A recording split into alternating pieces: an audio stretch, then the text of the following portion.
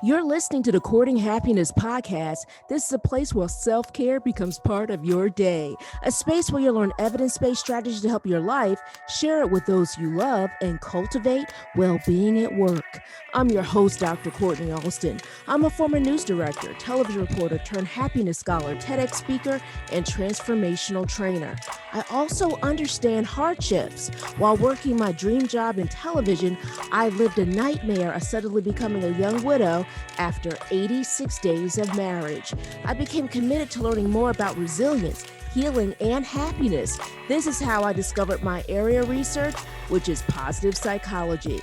Now I'm living my calling of training individuals and organizations on happiness, and my new chapter begins with being happily engaged. The courting happiness is about a true courtship. I like to say commitment with happiness. The K in courting stands for the vulnerability of sharing my story, inspirational interviews with phenomenal people, the infusion of positive psychology, and so much more. You'll learn how to commit to your well-being one episode at a time. I hope you subscribe and share. So, are you ready? Let's get started. Welcome to episode 23. We're going to talk about bouncing back and the power of resilience. So, what do you think about when you hear the word resilience? What do you think about the benefits of resilience? What are your thoughts when you just simply hear the word?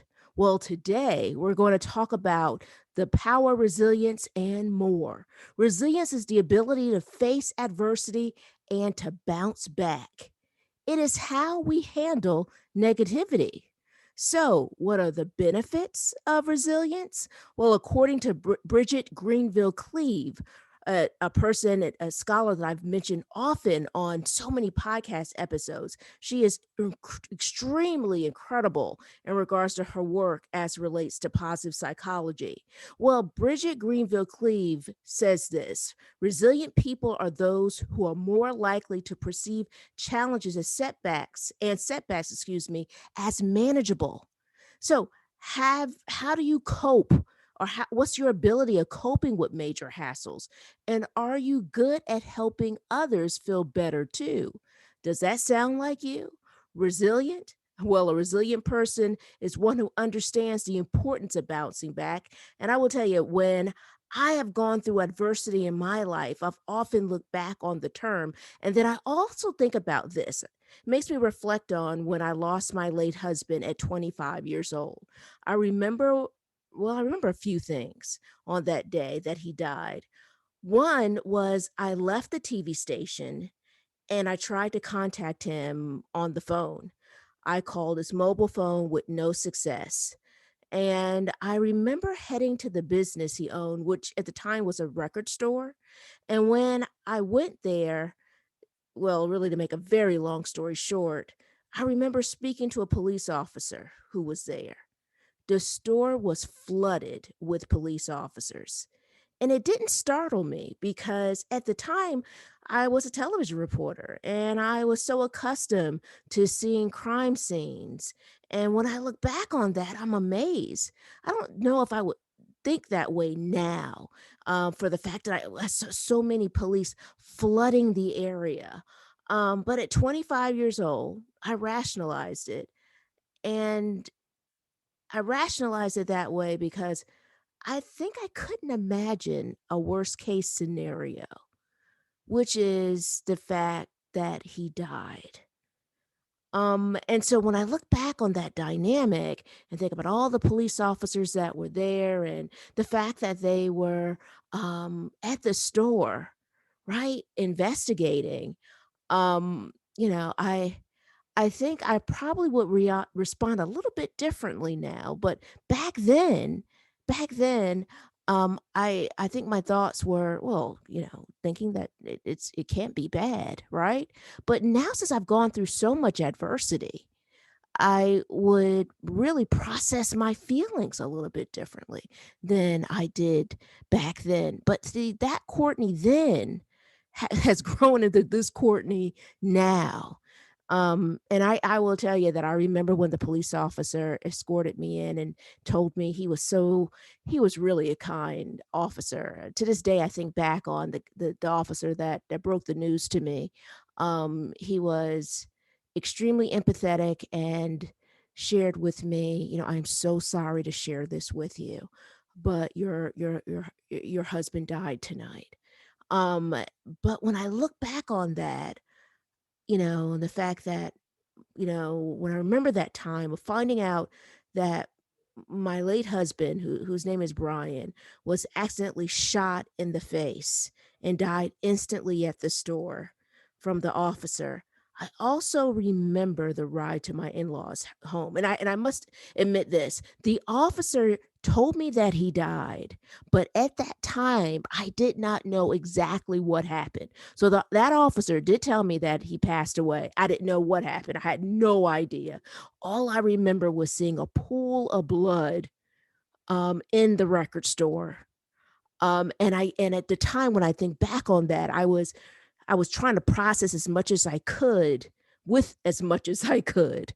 I also need to share this to give you even more context is that my mother was diagnosed with cancer weeks before our wedding, my wedding to my late husband, and the day he died was my mother's first chemo treatment.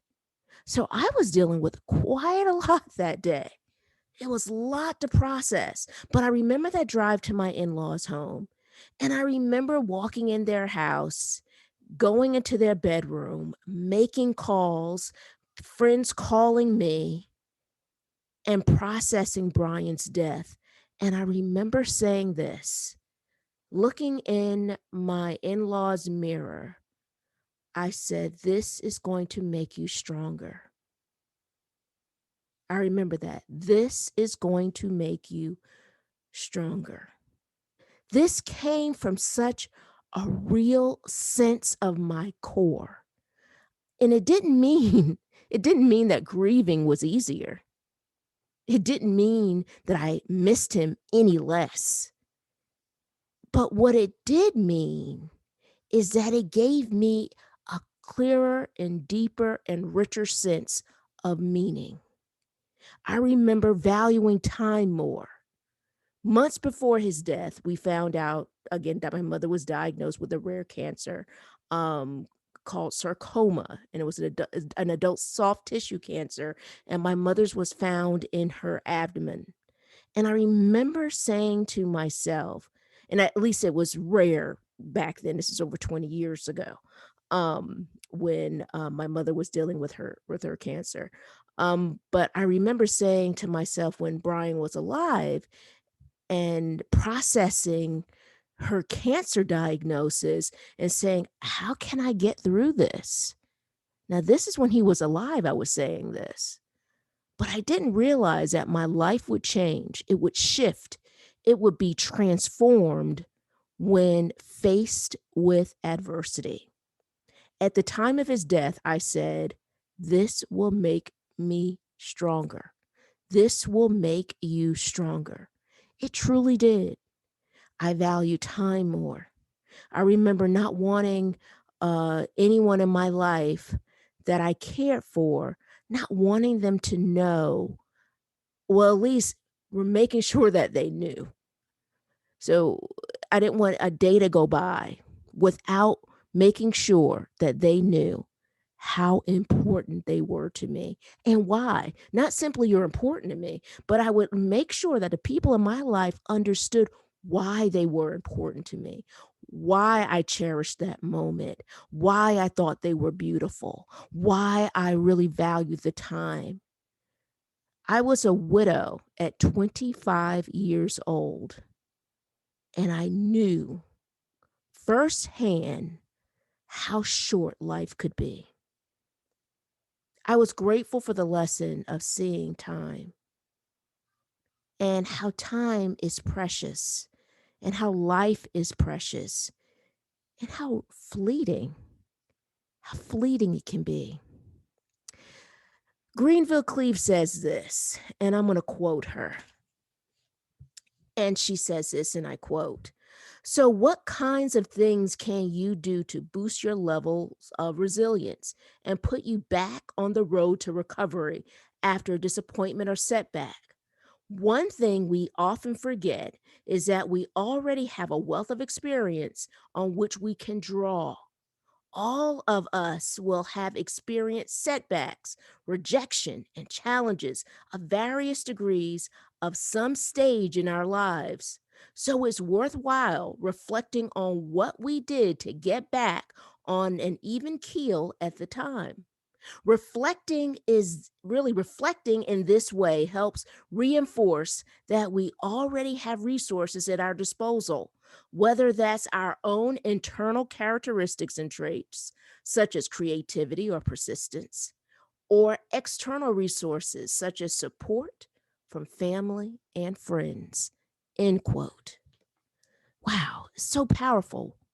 Such a powerful, really quote in regards to of understanding resilience and how I love how she shared this, how we can draw from it. Greenville Cleve has an exercise and she calls it survival strategies. And I'm hoping that this exercise is going to help serve you. She says, spend 5 to 10 minutes on reflecting on your life. So I want you to think about some of these questions. What are some of the challenges that you've experienced? Think about that. What are the challenges? What are the challenges that you've experienced in your life? What are some of the disappointments you've had to overcome successfully? So think about that again. What are some of the disappointments you have overcome successfully? Successfully overcoming it. Have you experienced rejection or failed at something? So, Greenville Cleve shares that these events can help us learn more about our own resilience and the ways of bouncing back. She advises us to choose one to focus on. So, this is an opportunity for you to pull out your well being journal and write down your responses to these questions. For some of you who may be new to the podcast, welcome. So happy that you're here. One of the things that I encourage our listeners to do in their courting happiness journey is to find a notebook. Find a notebook. I have a previous episode on the value of creating a well-being strategy, but find a notebook and designate that notebook as your well-being journal. And so what's great about that is that it gives you a chance to be able to reflect. It gives you a chance to be able to share some of the things that you're learning within this podcast. And then also it gives you an opportunity for something like this, where it really allows you to write down and to share your thoughts and to really go back and to assess them later. So, in your well being journal, I want you to write down your responses to these questions. What happened? Briefly, what happened? The scenario that you're focused on right now, right? That is has given you a challenge in the past or disappointment that you've had to overcome successfully. If you experienced rejection or failed at something, what happened? Right? What happened? That's your first question. What happened? And begin to write down briefly about what it looked like, what happened specifically, and write that in your well being journal. So once you have finished writing what happened in that dynamic, right? Your next question is this: how did you cope? How did you cope? How did you get through it? What helped you manage the negative emotions at the time? And what helped you bounce back? Begin to write that in your journal. How did you cope? How did you manage the negative emotions, and what helped you bounce back. Here are your next set of questions. How did you feel at the time? How did you feel at the time? When you were experiencing that, how did you feel? Write that down. Think about those feelings. Share those feelings in your well-being journal. The next question is this: how do you feel differently now? How do you feel differently now? Notice I talked about earlier how I think if I went through the scenario now, right, and the loss of my late husband, that I might see it differently, but I've gone through so much now, right? I've gone through so much and really have been able to really see the value of my resilience. So the young woman prior to that immediately rationalized it and said, well, it's like when I'm on the job. But the woman now would look at it differently. So how do you feel differently now? So your next set of questions are, what have you learned about your existing levels of resilience that is useful to you now? What have you learned about your existing levels of resilience that is so useful to you now? So those are the questions for you to think about, to begin to process, to put in your well-being journal. Feel free, you might want to replay this podcast again to kind of go through another walkthrough of the questions. If you're not able to kind of work directly in your well-being journal now, you might be driving, you might be with friends, you might be, listening to this podcast at work. So this is something that you might also want to play again when you have that real freedom of being with yourself so you can reflect. One of the things that she shares is that she advises that it is important to focus on one event, not one that you're kind of ambivalent about or one that's still raw or unresolved, right? So think about that. Make sure when you're focusing on the event that it is an event that has been resolved, right? And so it can give you a clarity as it relates to levels of reflection. I hope this exercise provides guidance and helps you build your resilience. I truly hope it does. For me, as I reflect on my life, resilience is based on how I've been able to see things, how I respond, and levels on how I reframe certain elements, and to really see the strength of it all. And to be able to see things differently. I feel like it's my greatest strength of being able to really value time with the people I love and to share it with them. I am so grateful for the time that you and I have spent on this podcast together. Thank you so much for listening. I want us to continue this conversation online. Join us on Instagram at Courting Happiness. Don't forget, that's courting with a K. Also, I hope you join our private group on Facebook.